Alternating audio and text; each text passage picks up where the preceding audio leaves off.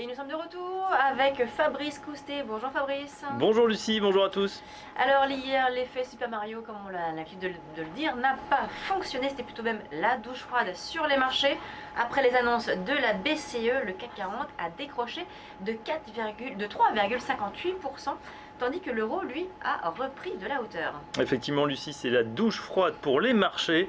Le 22 octobre dernier, on s'en souvient, les propos du patron de la Banque Centrale Européenne avaient dopé ces marchés en promettant qu'il allait prendre les mesures nécessaires pour terrasser le spectre de la déflation et faire repartir la croissance. Les attentes du marché étaient peut-être un peu trop hautes et comme bien souvent, les investisseurs ont donc acheté la rumeur. Ils se sont empressés de vendre la nouvelle hier. Alors concrètement, pourquoi cette déception sur les marchés?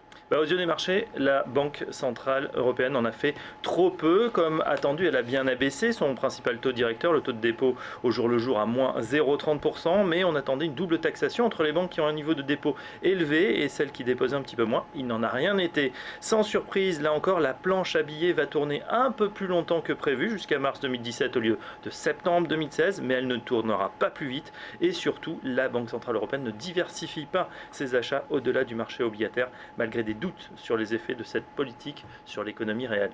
Alors si les marchés européens s'effondrent, la devise européenne, quant à elle, a plutôt bien rebondi. Et oui, là, vous vous souvenez, l'euro contre dollar qu'on voyait déjà à parité avec le dollar bondit de plus de 2% pour accrocher les 1,08 et même les 1,10 ce matin, ce qui est évidemment pesé sur l'ensemble des valeurs exportatrices. La tension est également revenue sur les marchés de la dette en zone euro avec des taux qui se tendent de 10 à 20 points de base. Bref, Mario Draghi a perdu la baraka auprès des marchés. Pouvait-il vraiment en faire plus alors que la Fed va agir dans une dizaine de jours?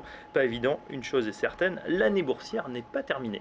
Merci Fabrice, c'est la fin de Direct Marché. Nous nous retrouvons dès lundi 8h30 pour une nouvelle émission. Je rappelle que vous pouvez nous suivre sur les réseaux sociaux, à la fois Twitter et Facebook.